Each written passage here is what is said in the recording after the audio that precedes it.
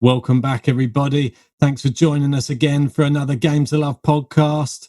Remember, if you're enjoying the content, then please hit that subscribe button, hit the like button, leave us any questions in the comments below. But on this week's episode, we've got a very, very special guest. It's former top 50 ATP player coming all the way from Ukraine. It's Illya Marchenko.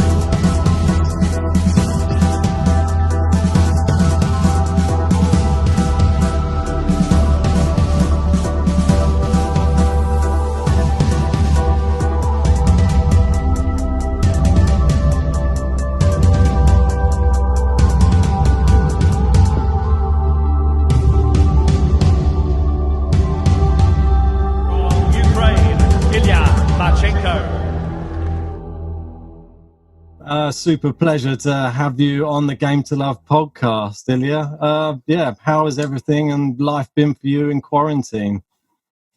Well, it's tough times, of course. We had to stop our last tournament. I was competing, and we got a message from ATP that we had to stop the tournament, which was a bit disappointing, and it was like second time for me. I had the same issue in Bergamo. Yeah, I had to play final, and they canceled the final. Well, since then I'm in Bratislava, and we couldn't practice for a couple of weeks. But I always could run a bit outside. We can run outside just wearing a mask, and right now it's possible to practice even on a tennis court. Wow. Yeah, no, I'm glad you mentioned the Bergamo tournament, because me and Ben, we was watching that like quite a bit. Like, we was enjoying that. It was a good tournament, and you was in some brilliant form. And you got to the final, right, against another good player, Enzo Cocard, if I remember. Yeah. That's right. I was backing you to win that one, man. I thought, I think he's got this. Well, I would say it's a shame, because like on the paper, both of us lost, obviously, because we get the points and the prize money for the loser of the final. Yeah, that's a shame. I believe I had better chances to win, because I haven't lose a final for a long time, and I had many finals already, wins. And for him, it's a bit different story, but I mean, you never know.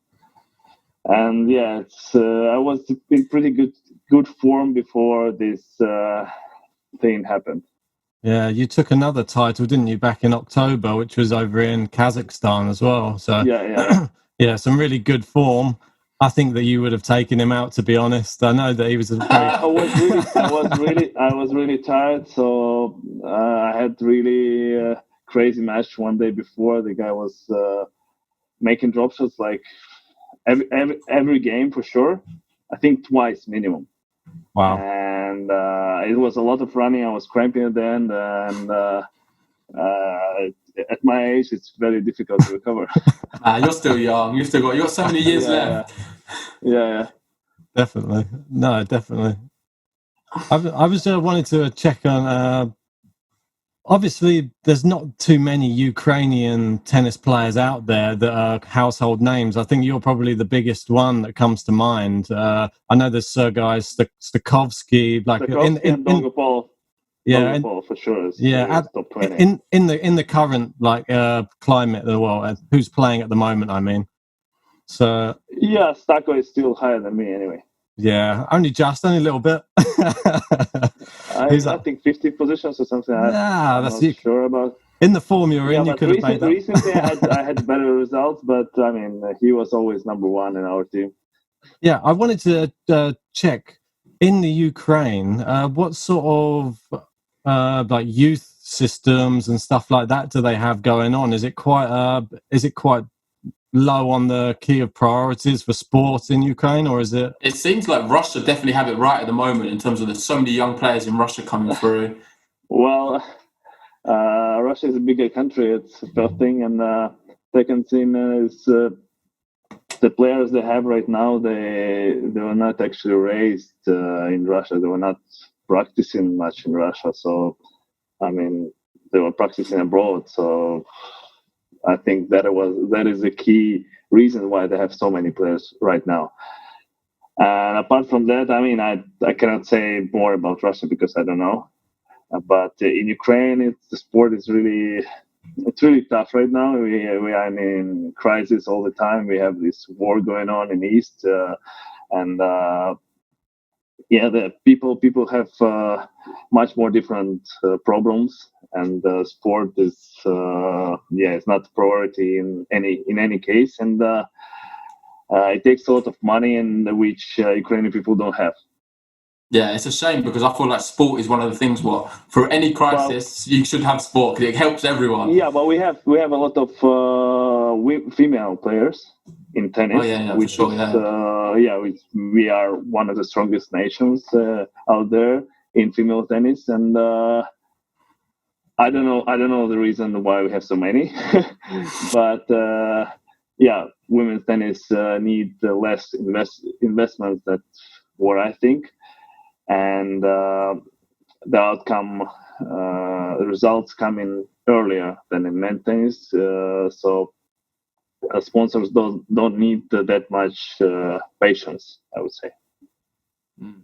You mentioned earlier, this is about yourself now, you mentioned earlier that in finals, you never lose finals. You're the guy in a fight you fancy. Obviously, every now and then you can win. It's not true. It's not true. Couple last years, I was winning a lot of finals, and before I was losing a lot of finals. So probably experience was the key. And right now, I feel more confident when I'm playing final, and I know better what to do probably. But you're making the finals, and that's the key. I think with experience is so key, though. I was losing really a lot of finals when I was younger, and I won like maybe 2 finals from 9 or something. And and since I think 4 or 5 years, it's changed, and now I'm winning all the finals I play. What would you say from a mental aspect? Like, what is the key to when you approach a fight? Do you approach a final to the same way you would approach any other match? Or do you feel like you visualize it differently in your head? Like, are you thinking, do you try to adapt your game? Do you play the same game? What's a key advice you could give to someone? I'm that kind of a player. I'm trying to adapt my game every match I play.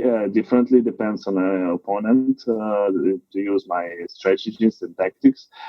But probably I feel more calm right now about finals because I played so many, and I know nothing's gonna happen if I'm gonna lose it. It's not gonna change anything. I mean, it's a points difference, but the only thing you can do just fight till the end, trying to find the keys to win the match, and that's it. And of course, I feel much less stress than before about playing a final because I won 5 or 6. I don't remember how many right now, but I won a couple, and I know how to do it. So I'm pretty confident about my game and that I can do it. That's it. Yeah, from your game, one thing I love is the backhand, man. The backhand's always firing. It's so strong. It's more actually, it's almost stable part of my game. I was going to say, I was watching one of your old matches just in preparation, and just the match against Rafael Nadal in Doha in 2016. Yeah, it's one of the famous ones. That your inside out forehand that you were hitting like just over the net and just getting those like crafty angles on it. That was the best shot I think of the match. You kept on picking that one out. I don't know what was that match like? It must have been incredible. Well, I was in really good form that year in that tournament, and I mean that match wasn't actually like very good from my perspective. I made too many mistakes, and actually I've kind of lost that match instead of Rafa winning it.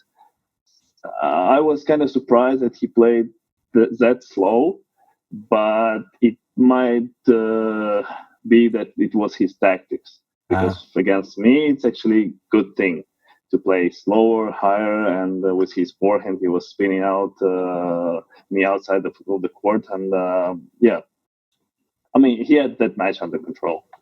Mate, something what everyone wants to know is when you're looking the other side of the net and you've got Rafael Nadal, how scary is it? Is it like, are you scared on the court, or are you just someone who's just a warrior? I was surprised.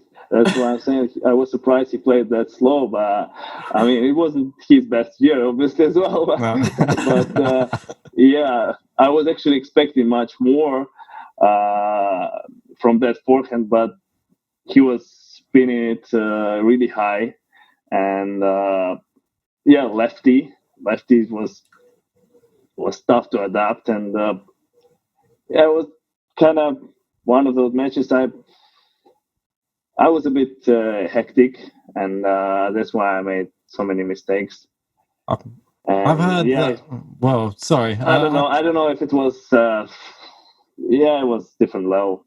I've heard from some other people saying just recently that Rafa sort of tries the mind games before you even got on the court, and he's doing all this like sprinting left and right. Do you ever like take any notice of him doing this? Does this ever? No, actually, this doesn't really bother me. I think a lot of players do stuff more like about that, the name that it's Rafa, and I mean, he doesn't need to go into your head. His name already did so. Yeah, exactly. So it's. Well, that was just one of many. Well, that whole year in 2016 was quite an incredible one for you. I know that you had a really amazing run of form leading up to the US Open, where you had picked up a couple. Well, you won one challenger over in Recanati, and then you got to the final of another one, which is where it's in Spain, Segovia. Yeah, Segovia. Yeah, and beating some great people there: Martin Fucsovics, Illya Marchenko. I beat Fucsovics many times.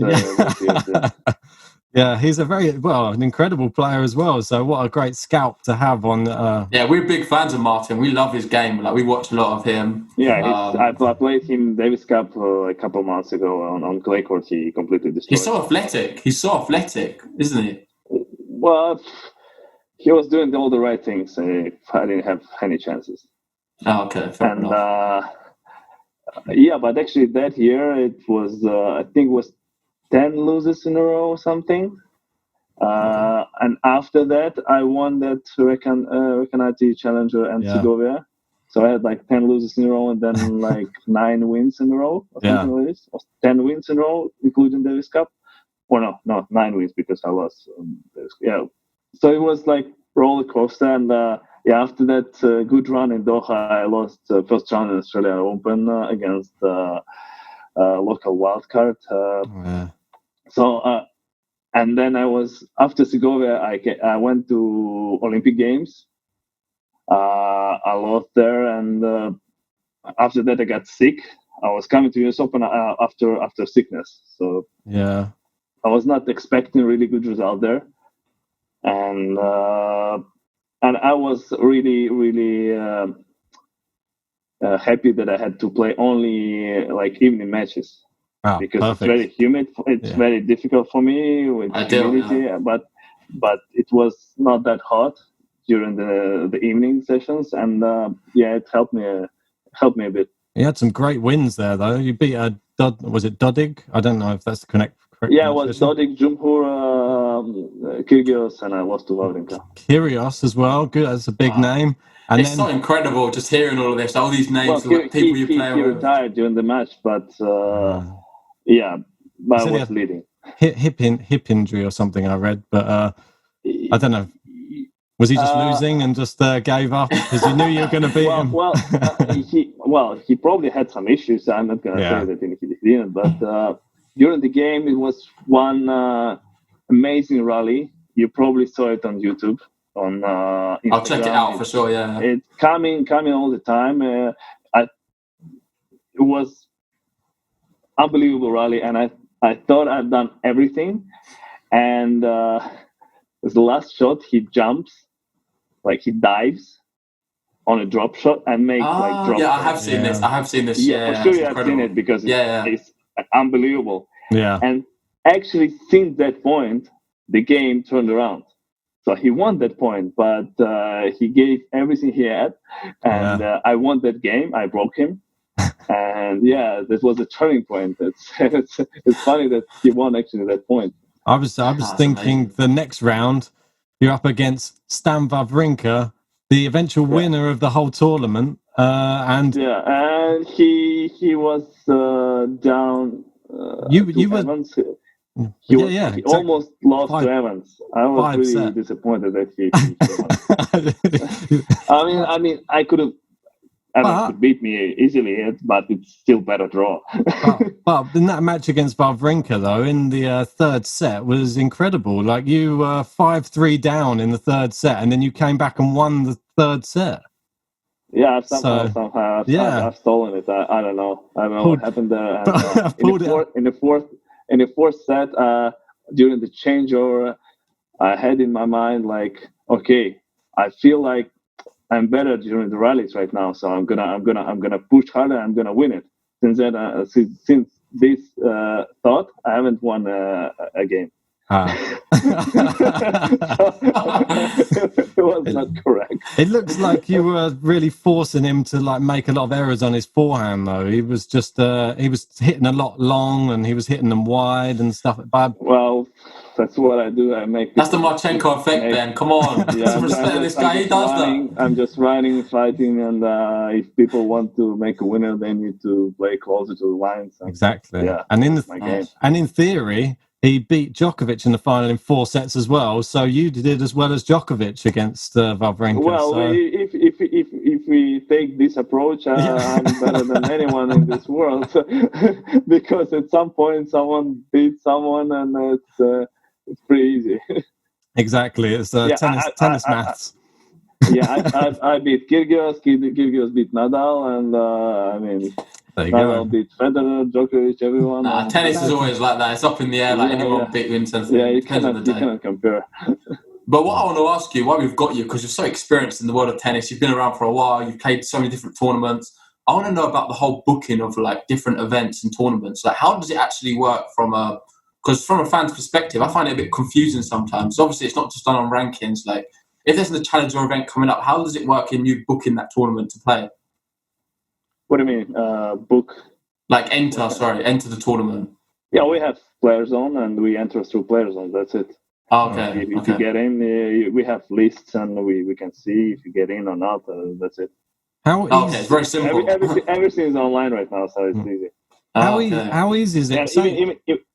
Even with ITF, it's kind of same, but a bit more complicated. But yeah. Yeah, let's say that if you were to go out in the first round or something, how easy is it for you to book like another tournament straight away? Just because for the challenges you have to enter 3 weeks before. Okay. For ATP events, it's 6 weeks before or 5 weeks. I think 6 weeks. So yeah, you have the tournament schedule normally in advance, but sometimes like if you're 1 or 2 or like 5 out and you're not sure you're gonna get in, well, you just hope you get in, or you decide maybe play quali somewhere else, or I mean, it's like like how often does it get full up where you really want to enter a tournament but you're unable to because it's already been taken up by other players? Well, everyone can enter.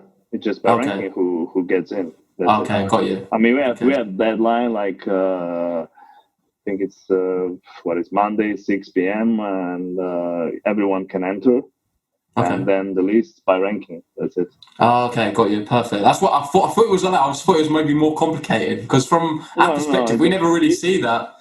If we have like five challengers in the same week, you can put priorities.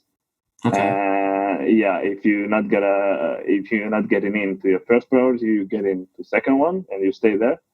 And same if you're not getting for first, second, third, you get into fifth, for example, and you stay there.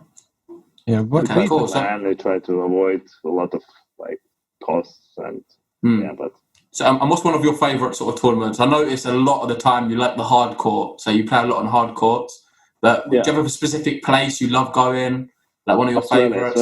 Australia is great. Australian Open is a great tournament.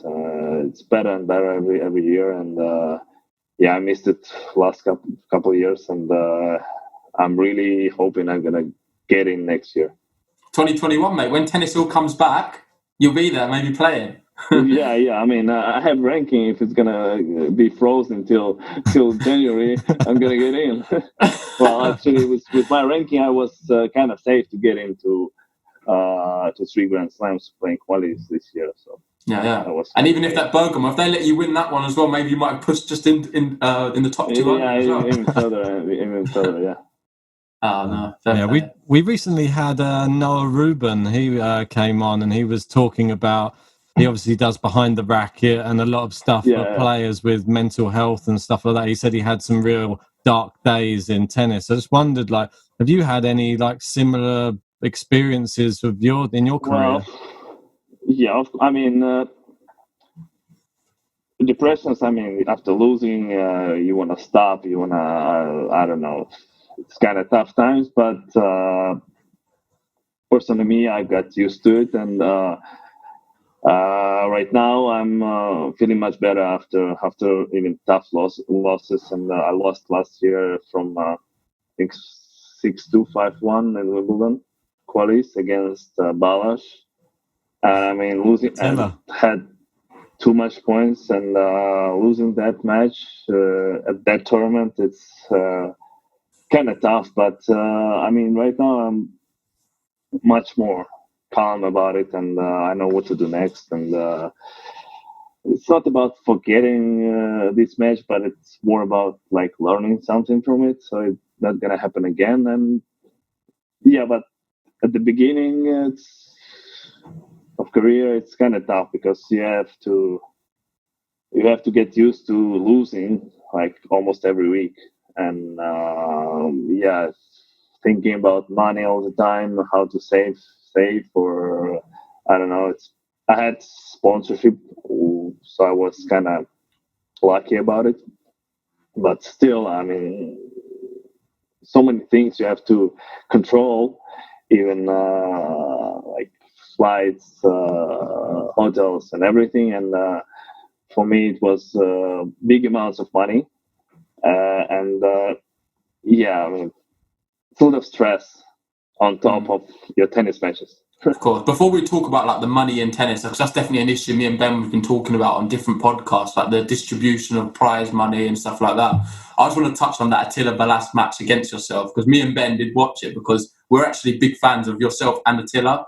Like we always talk about Attila on this podcast. Like he's a bit of a name. I'm not a fan of him. No, I wasn't asking if you're going to be a fan. But that match must have been very hard to take, right? That's one of the lowest points. Yeah, and he beat me afterwards in Davis Cup as well, and from set point, second set. So it looked like you had the match the whole time as well. I mean, I haven't beat him, so. No, fair enough. Maybe we'll move away from that one then. But onto the prize money. No, I'm fine. You can.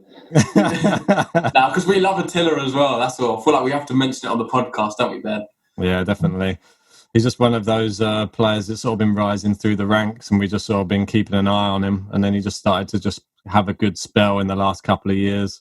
So yeah, we just was keeping a very keen eye on him, and just he seems to have a big barrage of fans that go everywhere with him that are always cheering him on, which is really strange. But I don't know. I think it's his brother. But he makes a lot of noise. That's what there's a lot of noise. We hear it on the street. A lot of noise. Very noisy family. That's always good to have in the stands. Well, actually, I'm not sure if he's his brother or if he's just coach. I'm not sure. Yeah, we're not sure either. We just hear it on the background. We're not sure. On the actual prize money thing, recently you've seen that the Players Fund, ATP are putting a sort of a pool together of money to sort of distribute to the lower ranked players. Obviously, players in the top, I think it's 100, top 150, are giving away some money as well to like lower ranked players. Like, what's your whole stance on it? I don't know. My personal thinking that we shouldn't get like money from players, like top 100 players.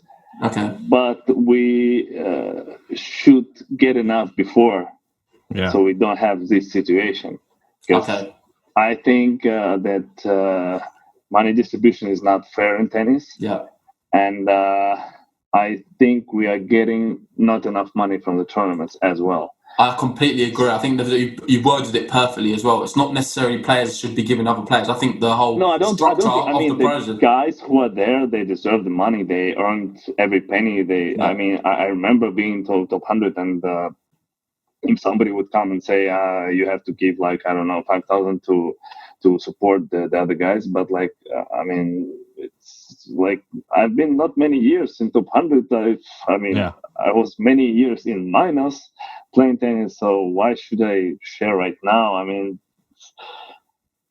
Grand Slams sharing I can understand because they're making a lot from us, and not sharing with prize money enough, what I think. And but taking some money from players, it's almost like charity thing, but tennis players are not charity. I mean, we should get paid better, and I think we shouldn't have even such situation. I mean, football players, the top football players are not supporting their lower ranked football players because they all have enough. I mean, of course, of course, not everybody, but a big amount. And if you compare what earnings from top guys like Messi and Cristiano Ronaldo, what their salaries, and you compare them to what our top guys have, and then you compare, like, I don't know, top 400 football player in the world to our top 400 player in the world, and the difference, not in the money, in percentage wise, it's much bigger gap. That's why what I don't like in tennis. Yeah, I think you put that really well, to be honest. Yeah, I couldn't agree. I mean, I understand people watching them mostly. I mean, challengers, we have like not every challenger have spectators even on finals events, but without low ranked players, these top guys would not exist. So I don't think they would get that much attention without 2000 being after them. Yeah, and something you forgot as well, the Challenger Tour is the most exciting tour ever, mate. I love watching it. We both love watching them. I mean, it's just so much excitement in the matches. Yes, that's true. But yeah, you have to be honest. We don't get. I mean, in Bergamo, when I played night sessions, tents were pretty full. I mean, there was a lot of people watching it. But I don't know. In Istanbul, I was playing final. It was like, I don't know, maybe 440 people, and it was like the best. And in semis, it was like 5. So it's a different story, and some challenges doesn't have spectators at all. So it's we was hoping to go to a few challenges this year, but unfortunately, this COVID, coronavirus stuff is just killed. It's just ruined the whole year of tennis. Yeah, that's true. That is what it is. We hope it ends. We hope it ends and we can continue playing. Yeah, the main thing is just to keep safe at the moment and just hopefully it all blows over soon. Yeah, hopefully not too many more tournaments in the long way in the future to start getting cancelled. We're hoping. I've heard Australian Open are even talking about cancelling at the moment. That's coming out today. Oh, really? Yeah, so I'm hoping that doesn't happen. I'm hoping that one's still on the calendar. Because the French Open pushed their one back a week, apparently. I don't know why they're still playing around with the French Open dates. This is crazy.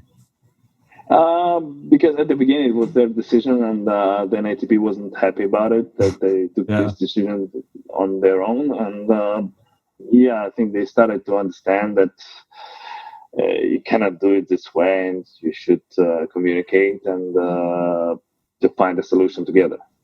Yeah. I want to move away from that just because I know that there's so many top players that you've played against in your time. I want to just get your take on a few of these top players, just some that we don't see playing anymore, like David Ferrer, like one of the great Spaniards to never win a Grand Slam. But what was it like playing him on court? Because he was just probably one of the fastest players around the court. Like, what was it like playing someone like him? Well, he's. I'm not sure when I played him, he was the fastest, but I always admired him, his work ethic, and he's kind of a person who I would like to be on court, fighting for every point, trying to find a way to win, and it's difficult opponent to beat. You have to really beat him. He's not gonna give you anything. And it was crazy match, and I could have won the first set, but it slipped away from me, from my hands. And but I was just I continued to play, continued to fight, and actually I beat him in his game. So it was like kind of surprising situation, and I was really happy about it. I'm still happy about it because I think he won next week, and he was defending champion that week. So it's just shows how good you play, man. So it's kind of something to be proud of. That I've sure. You'd always have that with you. Yeah. And don't forget another player that sometimes gets forgotten about as well that you had the pleasure of playing was Carlos Moya as well. But it was a terrible year for him, and it was the same way it was before. So I'm not kind of very proud of that win. I mean, come on, it's great to play against. It's great to play against such a big name, but it was not a great match. Yeah. Well, anyway, we're not going to keep you for too much longer. So if we just have I've got one final question I would like to ask you anyway, and that's just like right now on tour. Do you have a player who you watch and you think, I love watching this guy, he's one of my favourite players on tour? I would say I really like the way Dominic Thiem plays. Okay. I've seen him practicing. He practiced a lot. He practiced like crazy. And I understand why he's there. Because I've seen one time he was doing matches for 30 to 40 minutes at the tournament in a row, but 30 minutes just doing like smash. Wow. Yeah, it's crazy. He definitely does work so hard. My shoulder would be done in 3 minutes, like 4 max. Now we can. He was doing it like I was actually playing doubles, and I was more interested in his practice than my doubles because it was like. Now we can see. We finished a set and a half, and he's still practicing smashes. I mean, like, oh my god! I think we can see now why he's so reluctant to give his money. He's worked so hard. I'm kind of agree with him on what he said. I mean, it's a bit rude what he said, but at the same time, it's honest. So I mean, I'm not. Yeah. I haven't changed any like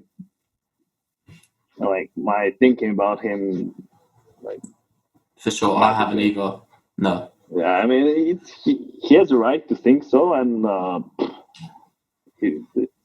his opinion on this situation, and he's right in some part, and he's not in the other part, and it's his opinion, which is good to have. Yeah, sweet. No, thank you for that. Honestly, what a brilliant way to end it, I feel, Ben. Yeah, for sure. Yeah, interesting to hear from an inside player. Oh, he's gone. He's gone. Great way to end it, yeah. Right, I'm not frozen on my screen. So thank you so much, Illya, for all of the insight into the tennis world. It's been an absolute honour having you on the podcast. I think I speak for me and Jaron. And the fans watching as well. Yeah, and the fans saying, and the fans watching as well. Yeah, so thank you for inviting me. Thank you for having me. Yeah, make sure you keep safe, and we can't wait to see you back on the court very soon, hopefully. I'm going back on the court tomorrow, so. Perfect. We can practice in Slovakia right now. So last thing, before this podcast, he was my second favourite Ukrainian of all time person. And now you are my favourite. First was Yarmolenko for West Ham. For Yarmolenko for West Ham. Yeah. But now you've taken that spot for sure. I thought he was going to say good to know. Right. Okay. Cheers, man. Bye, mate. Take care.